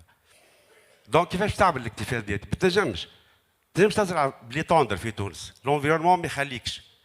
الاخ من لبنان، انا زرت لبنان ونعرف القمح نجح في سوريا كي كانت فيها ايكاردا، فما دي سيونتيفيك خدموا غادي، وقع اكتفاء ذاتي بتاع قمح وكذا وواحد. دونك في تونس لازم نمشيو في الشيء هذايا وناخذوا بشويه من ايطاليا، ما فيها باس كريفيرونس في البلاي. الزيتون اسبانيا، انا مشيت لتاراغونا وشفت فرنسا في الاربو فينيا. دونك لا تكنولوجي هي اللي نقصتنا. والفلاح راهو الدعم اعطيه يتعدى من لامويان ناسيونال من تورناتا لزوز تران دوز تران ونص، ما عادش حاجته بالدعم. يولي يدعم روحه وحده، وهكاك يلقى روحه يدعم في بلاده. On peut doubler. باختصار. On peut doubler la production ou tripler la production de blé dur. ناخذوا اللي 4 مليون تاعنا، خاطر احنا نستهلكوا في 30 كيلو قمح سلب بارتات و140 كيلو قمح لين بارتات، 170 كيلو كل تونسي في ال 11 مليون، وزيدهم مليون ضيف ولا توريست تلقاهم في ال 25 مليون. فما 5 مليون تاع شويه حيوانات. واضح. 1700 مليار كل عام امبورتاسيون دو بلي. واضح. برشا على الشعب. سي بون. ميرسي بوكو. بارك الله فيك. مدام وراك. نرجعوا من بعد. Aslema, Salwa Ben Hadid Zoueri, Diwan Houboub, office des céréales. Donc, j'allais pas parler, mais quand vous avez parlé de l'approvisionnement des céréales en Tunisie, donc j'ai pris la parole. J'ai une question à poser à M. Rqir, mais avant ça, j'aimerais faire un petit témoignage. Vous avez parlé de la pénurie, sécurité alimentaire, énergétique, hydrique.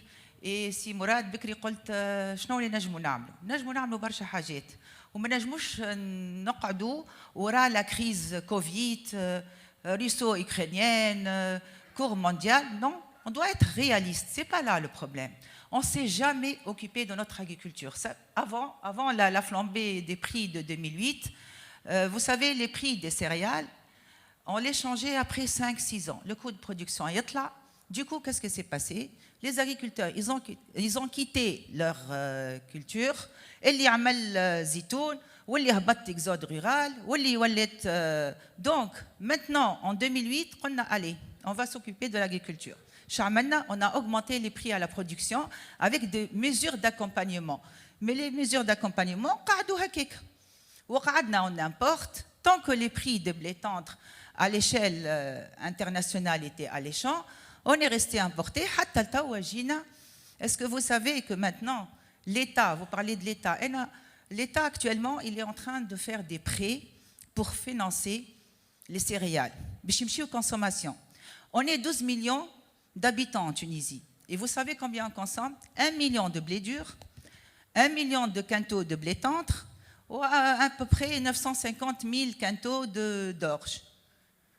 Et il y a beaucoup de gaspillage, moi je le dis. Il y a beaucoup de détournements.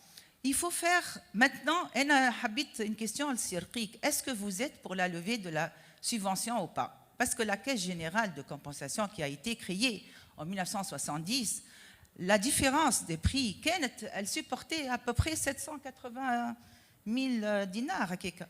Tawa, on est à 3 000 millions de dinars annuellement. Yani, tawa, que les céréales, monsieur. Tarf, le prix à la production, un exemple, le blé dur, il est à 130 quintaux, 130 dinars le quintal. On a 27 dinars. La différence, elle est supportée par la caisse. Je demande si Mourad, en tant que le journaliste, on doit dialoguer. Vous vous étonnez, يلزم الشعب التونسي يعرف ايش قاعده الدوله elle dépense. قديش هالقمح. Ce n'est pas normal qu'on est en 2022, bientôt 2023, والخبزه ما زالت 190 نعطيو فك 200 فرنك وكل gouvernement يجي يقول allez باش نبدا on va supprimer petit à petit la subvention بشويه بشويه. Ce n'est pas normal. قعدنا لتوا خاطر كل gouvernement يجي خايف مش خايف parce que à côté je comprends احنا ولينا ما عادش كلاس موين كنا ولينا كيف اما هنا نشريو في الخبز ب 700 وب 800 دونك نجموا on s'occupe de la classe nécessiteuse. ثم des programmes d'aide aux classes تعملت au niveau de là. J'aurais aimé que madame la ministre soit là خاطر حبيت نسالها quand est-ce que ça va faire هذه la suppression de la subvention même حتى graduellement. وحبيت نعرف un avis de la minoterie de la transformation خاطر احنا ce sont nos clients. Donc حبيت نعرف est-ce que vous avez عندك معناتها فكره pour est-ce que vous êtes انا finalement نقول à qui profite ce système. قداش توا des années انا ملي دخلت l'office نسمع بها la suppression de la subvention petit à petit et ça n'a jamais rien fait. توا رانا on doit être conscient راهو الدوله خاطر الدولة نسمع la sécurité alimentaire الدولة قاعدة تاخذ في des prêts pour financer des céréales. كان جاو ماشيين في les investissements والله اوكي ثم une partie ماشية pour les investissements mais ce n'est pas normal. On ne fait que retarder le problème. Merci. شكرا يا مدام. تدخل منطقي. Bon, Michel Chenti قلت لي journaliste, je suis à l'aise pour dire sans faire ma propre promotion. أنا عندي برنامج كل نهار سبت على EFM اسمه عنا أجندة ويظل من البرامج القليلة فيها روبريك فلاحية اسمها مطمور روما كل نهار سبت ودخلتوا برشا مرات وفسرنا toutes ces problématiques là qui sont des problématiques complexes. Est-ce qu'on prend une troisième question? Non, on va rester si Mohamed. Alors deux questions. L'Oulané a un brillant exposé de notre invité. La recherche scientifique, est-ce qu'elle peut être la solution? Est-ce que c'est une alternative? Est-ce que c'est une perspective et une clé pour résoudre les problématiques? والمسألة الأخرى اللي هي مسألة ماهيش تقنية فقط بل سياسية مسألة la subvention. مدام قالت كلمة صحيحة ياسر قالت au final qui est gagnant dans ce système. احنا نعرفوا كلمة win-win. Chacun يقول هذايا on est dans un système lose-lose يظهر لي معناها ما. شوف d'abord pour répondre à la حاولوا نجاوبوا باختصار.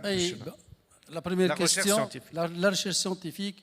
اليوم les groupes كيما الجروب تاعنا احنا كيما ديليس قاعدين يتعاملوا برشا مع les centres de recherche. احنا نتعاملوا مع les NGC. D'accord? Donc نوضحوا شنو هما الNGC. Les NGC c'est l'Institut national des grandes cultures. D'accord? ونتعاملوا مع الإنرات. الإنرات اللي هي الانستيتيو ناسيونال دو ريشيرش اغرونوميك. وخذينا من عندهم. تتعاملوا معنا تمولوا؟ لا نتعاملوا معاهم دون لو سونس اللي هما عندهم دي برودوي سبيسيفيك على ناتور دو سول نتاعنا. داكور هما خاطش هما بنفسهم عاملين دي زيتود سور لو سول وعاملين دي سيمونس adaptés à la nature du sol. ولكن ils ne les ont pas vulgarisés. Donc تويك دخلنا احنا وياهم en contact و je peux citer deux variétés اللي مشاو مليح مليح و contrairement à ce qui se dit c'est des variétés اللي عطاو اكثر من 60 قنطار في الهكتار. وهذوما لي فاريتي واحده اسمها ذهبي وفاريتي الاخرى اسمها ليرات سون جوستومون داكور. بالنسبه للليغومينوز كيف ليرات عندها دي فاريتي دو ليغومينوز وقاعدين نخدموا احنا مع لي ان جي سي سور دوتر فاريتي داكور باش معناتها بور باش نوفروا السمون سيليكسيوني. فوالا. Combien à peu près consacre le groupe La Rose Blanche à la recherche scientifique, à la R&D? Beaucoup d'argent. Je vais te dire un chiffre parce que on ne peut pas prôner la transparence si vous ne donnez pas un début de commencement de chiffres, un pourcentage. Là, c'est très simple. La société de semences que nous avons installée, notre usine, elle a coûté 23 millions de dinars. D'accord. ليش هذه باش نوفروا السمونس سيليكسيوني. احنا فاهمين بكونوا المشكل نتاع تونس اليوم هو السمونس سيليكسيوني والبري نتاعها بيان سور. يعني والفلاح اليوم ما تلوموش تجي تشري من عنده القمح ب 130 دينار القنطار وتقول له نبيع لك السمونس ب 140 يولي يخلي السمونس دو فيرم نتاعو. وهذا اللي كنا نحكي فيه الاخ قبيله. داكور. دونك بالنسبه لا ريلاسيون بين احنا ولي سونتر دو ريشيرش كبيره برشا. واضح. Voilà. Sur la question de la subvention. Sur la question de la subvention, personnellement, je suis pour l'abolition de la subvention pour la simple raison اللي هذه صارت في ظرف اقتصادي معين اللي هو صارت في أول السبعينات واللي بدأ بها الله يرحمه الهادي نويرة. وقتها كنا أقل من 5 مليون نسمة. داكور. وà cette époque-là حب لي برودوي أليمونتير يكونوا بون مارشي. ليش؟ لأنه حاجته بالوصفة 112 مش تخدم لا مان دوفر. دونك لا مان دوفر باش تخلص شويه لان احنا خرجنا من المبدا بكون عندنا دلا بون مان دوفر كاليفيي تبقى بون مارشي. وهو باش يحل اللعب من الناحيه هذه دونك ولا خلى الى مي اون بلاس لي سيفونسيون. تبقى تو بداو لي غوفرنمون اللي تعاقبوا الكليكا شنو اللي عملوا؟ كل مره تصير مشكل مع تصير اوغمونتاسيون دي بري على الانترناسيونال يزيدوا في السيفونسيون. Et c'est la solution la plus facile. Et on بعدين احنا عندنا بيار بترول احنا ولا عندنا باش pour subventionner tout ça on peut pas le faire. اليوم il faut arrêter le massacre. Il faut se faire une raison pour arrêter tout ça. Très bien. Madame. B. Madame Zouari, c'est bon. Madame Zouari, تدخلك كان ممتاز. Est-ce qu'il y a une autre question dans la salle? Tfadhel. Et je pense que oui. Moi, je voudrais faire le parallèle avec le Liban. Moi, je vous connais, mais présentez-vous quand même pour la minorité qui ne vous connaît pas. Emin Ben Ayed, vice-président de l'IACE. Je voudrais faire un parallèle avec le Liban parce que j'ai l'impression, en écoutant monsieur, de voir la Tunisie dans 2 ans ou 3 ans. Quand vous avez dit qu'au Liban, on gardait les subventions parce qu'on ne savait pas augmenter le pouvoir d'achat, c'est exactement ce que viennent de dire ces messieurs-dames. Hein. C'est-à-dire qu'on s'acharne à faire à continuer dans un système qui nous emmène dans le mur. Et donc, quand vous nous voyez, si vous aviez un conseil à donner aux Libanais en 2017, c'est-à-dire la Tunisie aujourd'hui, qu'est-ce que vous leur diriez pour qu'ils se réveillent? Le système de compensation à la tunisienne est relativement unique. Hein. Ils en sont très loin.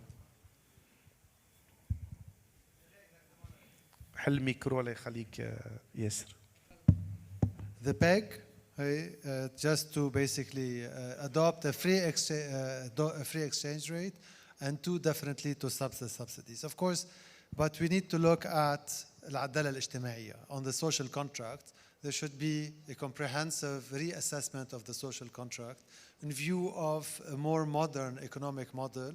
Nobody is using an État-providence and an État-police anymore. Now we talk about extractive economic model versus inclusive economic models. So we need to adopt an inclusive economic model that basically it is participative, consultative, that privileges the role of the private sector in creating value, and definitely تحفيز المواضيع هاي. So أكيد بس كمان ما ننسى it's about how we communicate it. لأنه السياسيين when they communicated إنه كانوا هن كرم عم بيكرموا مع الشعب إنه خذوا عيشوا. Well, this is wrong. Basically, every penny they are using in order to subsidize or in order to support the stability, what they call stability, the wrong or the fake stability of the currency, somebody will have to pay it. And it's going to be our children, the children, our children of the children, unless they default at some point and they go bankrupt. But this money, somebody has to give it back unless the private sector steps in and starts basically doing what it does best, creating value for everybody and creating jobs and better standards of living. I guess it's a vicious cycle. Je pense que nous avons... Ah non, nous n'avons pas conclu. On va évidemment essayer de conclure dans les 7-8 minutes qui suivent, si l'autre fille. Merci. شكرا سي مراد. قرب شوية الميكرو قدم نفسك. Vous arrivez à m'entendre actuellement. Bon. Oui. Tout d'abord, je ne suis pas un agriculteur, ni producteur, ni commerçant. Mais de par l'intitulé du thème de journée, en voyant, disons, l'entreprise, la sécurité, liberté, souveraineté, je pense que ces facteurs se rattachent plutôt à des aspects structurels, des aspects des plans qui n'ont pas plutôt une vision court terme. C'est plutôt quelque chose qu'on devrait planifier et organiser sur une période assez longue. Quand on dit sécurité, c'est-à-dire on entend autosuffisance, on entend indépendance, on entend, disons, quelque chose qui assure la pérennité et disons, la résilience de l'entreprise. Quand on dit liberté, c'est encore plus. Donc, est-ce qu'on est aujourd'hui libre de nos choix économiques, de nos choix financiers? Est-ce qu'on a une économie qui est réellement en autarcie, c'est-à-dire en étroite autonomie par rapport aux autres économies? Encore plus quand il s'agit de la souveraineté, ça c'est tout le modèle, tous les modèles de gouvernance, tous les modèles et les choix économiques très profonds. Donc je dirais que les choix nous invitent à réfléchir plus profondément sur la question. On s'est limité à un aspect tellement petit, et c'est mon opinion personnelle que j'assume, qui est lié à l'indépendance alimentaire. C'est plus profond que ça. Quand on a parlé de la spéculation, on a parlé de stock de sécurité, de la caisse de compensation, de l'indépendance. Tout ça, c'est des phénomènes qui sont venus, qui ne sont que la conséquence d'une politique économique, malheureusement, qui était très mal fondée au départ. Donc, actuellement, on est en train de semer, excusez-moi, ce qu'on a quelque part récolté autrefois. À la fin, at the end of the day, tout à l'heure, on parlait de notre ami libanais a dit qu'il est un bon citoyen, bien qu'il paye l'impôt, il n'en profite pas pleinement. Il paye l'impôt et les taxes pour l'école publique, mais il n'en profite pas. Il paye l'impôt pour pas mal de l'hôpital et la santé, et il n'en profite pas. Je pense qu'une bonne majorité du peuple tunisien aussi fait la même chose. Et est-ce qu'on a vraiment aussi à ce que toutes les couches sociales soient traitées de la même façon? Tous les gens sont traités de la même façon et bénéficient des mêmes avantages. Il faut revoir tout ça aussi. Je pose la question suivante, si Mohamed, pourquoi on a perdu nos belles traditions? Les agriculteurs, autrefois en Tunisie, Tunis, rien que pour la cériculture. Parce que الناس الكل كانوا عندهم المطمور وكانوا عندهم ils faisaient quelque part de l'épargne, même en termes de grains, en termes de céréales. Parce qu'on planifiait pour les années vaches maigres, les années اللي ما تجيش فيهم une bonne récolte. Et on avait nos propres semences. C'est vrai que tout a changé. On conclut. Tout a changé. Non, moi, j'aimerais juste inviter. Je pense qu'actuellement, il est tellement crucial, il est tellement important de réfléchir en profondeur, de mettre un plan, disons au moins quinquennal, qui lie la chaîne de valeur de tous les intervenants. Ce n'est pas uniquement un problème de lait, un problème de carburant, un problème. Regardons un peu ce qui se passe autour de nous, le marché parallèle, l'économie non structurée, tout ça est aussi à prendre en considération. Et merci. Peut-être un petit peu Sinefa pour qu'il réagisse à cette réflexion, je dirais, d'ordre stratégique et d'ordre d'une réflexion beaucoup plus large que notre questionnement du soir. Moi, je rebondis sur ce qu'a dit le monsieur. Pour moi, ça me va très bien. Venant d'un banquier en plus.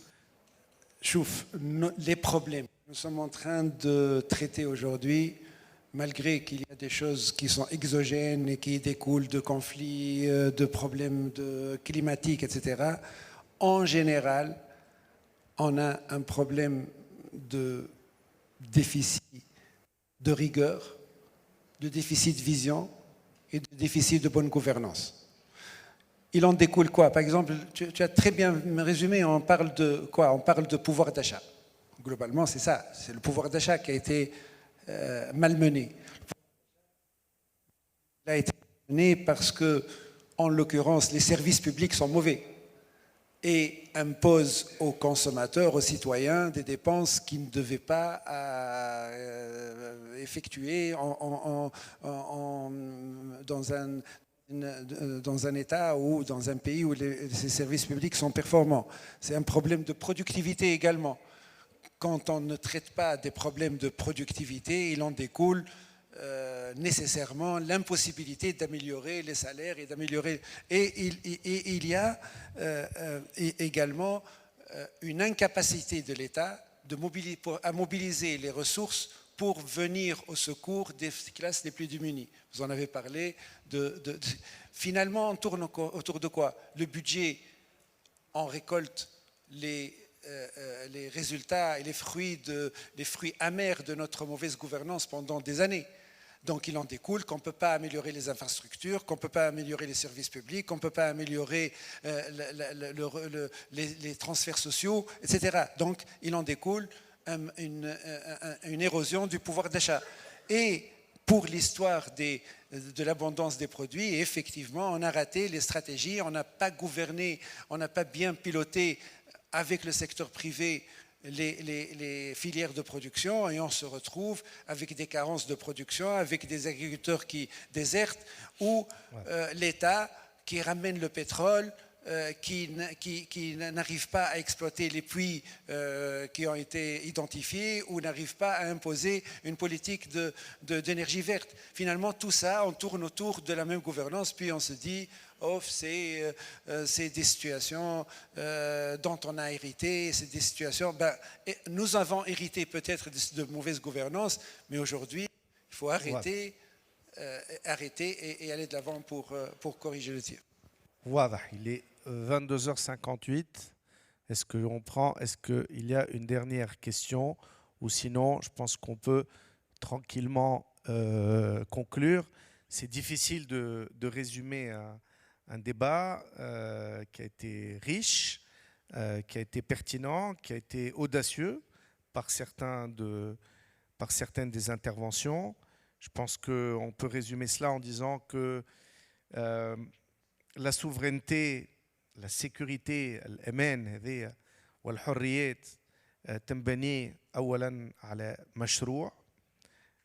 تونس مثل لبنان لازمها مشروع يلم الناس الكل حول بعض القيم المهمة، وأهمها الجدية في التعامل مع المواضيع، الشجاعة أمام الإشكاليات القائمة لأخذ القرارات، والانفتاح للحوار مع جميع المتدخلين والاستماع والتنصت لكل من يقدر أن يعطي رأي وتجربة وخبرة في المواضيع هذه. دون هذا لا يمكن أن يتحقق لا الأمان ولا السيادة الوطنية، إلى جانب أن نطلع على تجارب الغير وأن نتفتح على ما يقترحه لنا المستقبل من تحديات على المدى القصير وعلى المدى الطويل، ولأن مستقبلنا ومستقبل أبنائنا سيكون ورديا إذا أردناه، ولن يكون ورديا إذا لم نعمل بكل هذه القيم. يظهر لي هذه شكرا. حبيت نذكر. Tu es bien aimable. On rappelle que l'ouverture officielle se fera demain à 9h en présence de Madame Najla Bouden, chef du gouvernement, que le premier panel traitera de souveraineté économique, priorité, exigence, qu'il sera dirigé par Monsieur Matteo Renzi, l'ancien Premier ministre italien, en présence de Monsieur Conli, le vice-président du Conseil économique national de Corée du Sud, de M. Hedi El Arbi, l'ancien ministre de l'équipement, de l'aménagement du territoire, et de M. Hussein Attia Al-Qatrani, le vice-président du gouvernement libyen, et que la modération sera sans doute bien plus magistrale que celle d'aujourd'hui, puisqu'elle sera assurée par Mme Houbeb Ajmi, membre du comité directeur de l'IACE. Bonne journée de l'entreprise à tous, bonne soirée et à demain.